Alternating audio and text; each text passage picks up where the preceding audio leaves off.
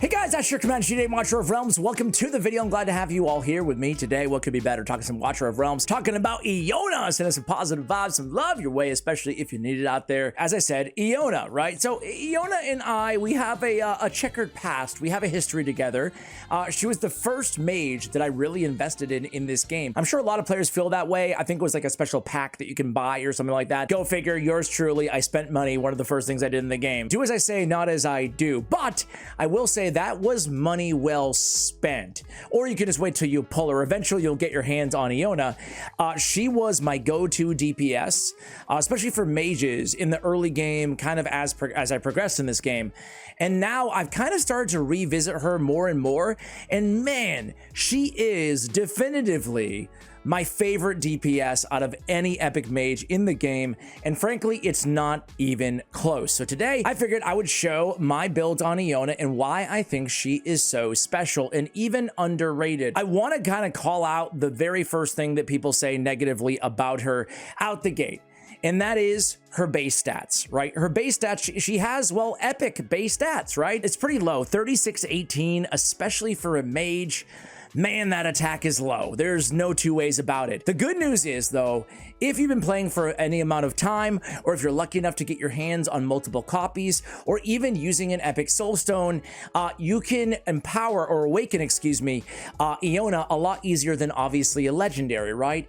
And an awakened Eona, the more you can get, the better, obviously, but a full A5 Eona really does make up for the lack of her base stats, and even an unawakened Eona still can be a substantial DPS option, especially in the beginning, in the middle of the game. Late game, again, as you start to fully awaken her, depending on who you have on your account, you can still lean on her pretty dang hard. So aesthetically, I mean, we love her. She looks amazing, right? What's so cool about her, right? Well, so on the talent, every 4 attacks launched triggers Starburst. I love a good Starburst. I'm a red or orange Starburst guy.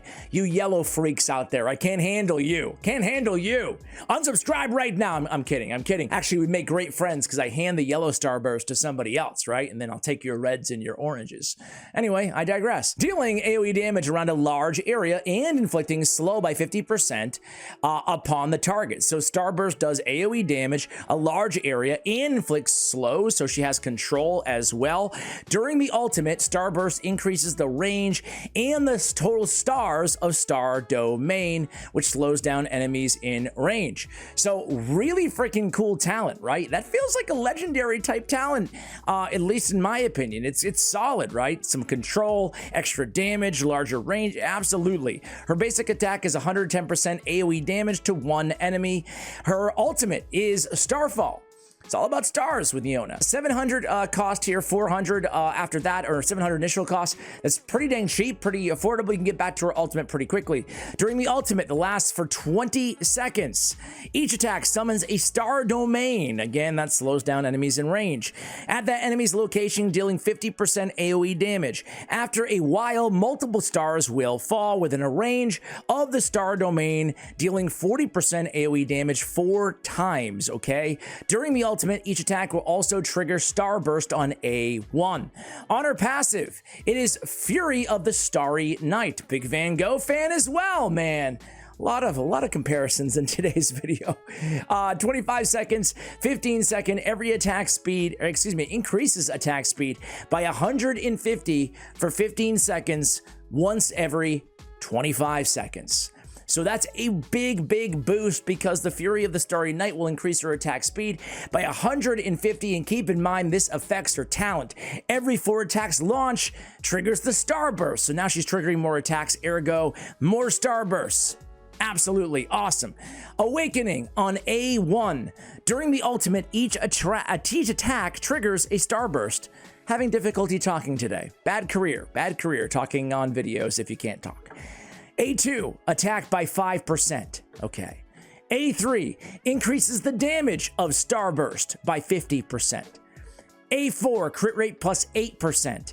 And A5 increases the ultimate's duration by 5 seconds. So extra damage, extra duration, extra everything on those awakened. And that's where she can really start to make a big impact on your account. I have Unfortunate Skull. You poor unfortunate skull. I'm in a mood today, ladies and gentlemen. Damage received is increased by 20%, while AoE damage is increased by 25%. Keep in mind, she has that on her basic AoE damage to one target, so it's not a bad artifact choice for her. I'm going to go ahead and enhance a little bit, just because it's her time in the spotlight. Might as well burn a little bit of the mithril that we do have. I feel like I'm constantly running on empty on mithril in this game.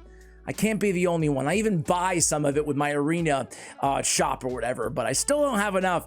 My total stats on her for today's video, obviously fully promoted, fully leveled up, are going to be 11,369. On the attack, we have attack speed at 257, 106, and 257 on the crit rate, crit damage. Again, that crit rate is helped out by that awakened, even though we're not taking full advantage of it. In terms of gear on her, I do have Annihilating Might for extra crit damage on the left-hand side. Whirlwind works as well. Again, that synergy that we talked about on the talent. We're looking for crit rate. I mean, this is some old gear on Eona, right? It's not, you know, super OP endgame gear or anything like that. Obviously, crit rate, crit damage. I do have attack percentage. And I have crit damage as my main stats on the right-hand side in a broken set. So there we go, guys. That's the build. Let's go ahead and give her a try somewhere. Where else should we try other than Gear Raid 1, where AoE damage is absolutely essential, right? So we turned off Power of Dominance. I've assembled an all-epic team for you guys today. Eona is going to be our main DPS because, as I said at the top of the video, she's the best DPS. She's the best epic mage nuker, I should say, right? Because Idril, I still give it to Idril every time personally, but who else even would be in the conversation for you guys, right? All right, guys, here we go. We're going to start by building with Eona as our main DPS, right in the main DPS positioning. We're going to try to keep it 2x speed the entire battle. That way we can talk you through it, but we don't bore you to death in the meantime, right? So I have myself obviously on the right-hand side, so you guys can take a look at the ultimates as well. What I like to do with this strategy is basically set up our DPS and we're not going to touch them. We're going to set up Hollow to Rage Regen on the right-hand side. We're going to have Greed, Eona, and Dolores. We're going to use Laurel actually on the left-hand side. We're going to use her to trigger more ultimates from Mari on the left. We're going to cycle in Atrox as well. We have Aeon as a Lord. We can cycle her in with Atrox and Laurel as well. And basically, we're going to build the right first, and then we're not going to touch it for the rest of the battle. All right, so here we go. Let's go ahead and pop Eona early on. Let's get Maul in the back. I love Maul's range because on his ultimate, as you guys can see, it's such an expanded huge range that he's able to CC everybody. We have a lot of control on this team. I really like the squad. All right, let's go ahead and get Dolores down. A little bit late there on Dolores. We want to obviously try to sync up Dolores and Eona as much as humanly possible, but it's just the first wave. We'll be fine. All right, so now that we've done that, I want to go ahead and start building on the left. I might as well stick Atrox out there. Get him cycling as well, since we won't need Mari right away. Now we can put Mari down. Coast seems to be pretty clear. Let's get some heals down. We don't want to lose Eona. Let's go ahead and sync again on their ultimates, Dolores and Eona. They both last a long time, which is going to be great. Let's get Laurel back in here to immediately recharge. And yeah, we could use another Mari alt, and let's get Aeon in there as well to debuff. I don't know, it's not even that necessary, right? We have things pretty good, as I said, lockdown control here on this team. I like that we have a lot of control built. Let's go ahead and get Aeon out. Let's put Atrox back in, right in the middle there. He'll die quickly. Let's go ahead and pop both ultimates again. As soon as they get, you know, close to done. Oops, I popped her a little bit early, my bad. Shouldn't have used Hollow's ultimate that early. Obviously, don't need the rage regen, excuse me, right away there. Not the end of the world, though. It's going to be hopefully okay. Let's get Atrox out there again. I'm going to just keep cycling him for all that extra damage. We're already back to the double ultimate right now. Let's go ahead and got to be careful right now on... Going to do Mari. Going to need Hollow to heal everybody. We can't have Eona die in her big spotlight. All right. Now things are pretty much under control from here on out, right? Can do this, can do this, can do this. Absolutely. Get all those debuffs out there. Our wall is looking very healthy and nice. Aatrox is back out there again. Little bit early maybe on Dolores. Quick on the trigger finger here, but it's okay. Let's get Eona over there. Let's get Maul in. Let's go ahead and do Amari. And then let's go ahead and get Hollow in there. And screw it. Another Aatrox. Another Maul. Gonna wait a little bit on Dolores here. Our wall is totally looking great, so we have plenty of wiggle room available to us. Now we're gonna pop all the ultimates. Now we're cooking with fire, and everything is looking really good. Actually, Vortex we could have pulled a little bit earlier and started cycling a little bit more. Let's go ahead and immediately get Mari down, get Aeon, excuse me. I keep calling Aeon Eona. Get her out there, help with the debuffs. I have Mari built very, very fast, by the way, around 600, 500, 600 speed in that range, just so she can consistently keep those debuffs up on the bosses. Really good strategy, too, especially for guild boss, right? Let's come in here, and there we go. It's pretty much over now, guys, and I think you're going to be surprised at Eona's damage. Not if you have her. Maybe you'll be like, yeah, duh, man. Let's do this. Why not? Sure, just for the fun of it. Get Aatrox out there. Everybody join in. Let's go ahead and just get to that ultimate. Can we get the final blow there on the Starfall or the Starburst or the whatever the heck it is? Flurry of stars. All right, Eona. What do you have for us, you best mage nuker in the game for epics? All right, let's see.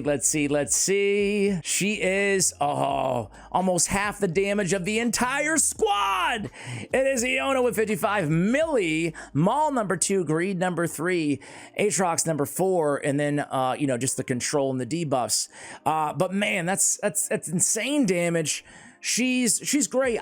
You can even run her alongside in further or higher levels, I should say, and you can run her alongside a Comet or a Vierna if you're lucky enough to have like one of the top legendary mages. She's still a very, very capable secondary damage dealer, and obviously the faction is right. So if you do have an Aeon or a Morrigan, you're going to be really, really happy. I still obviously use her a lot in faction trials as well as occasionally as well on some mage areas in Void Rift. Guys, thank you so much for watching. Really appreciate you guys, and as always, take care.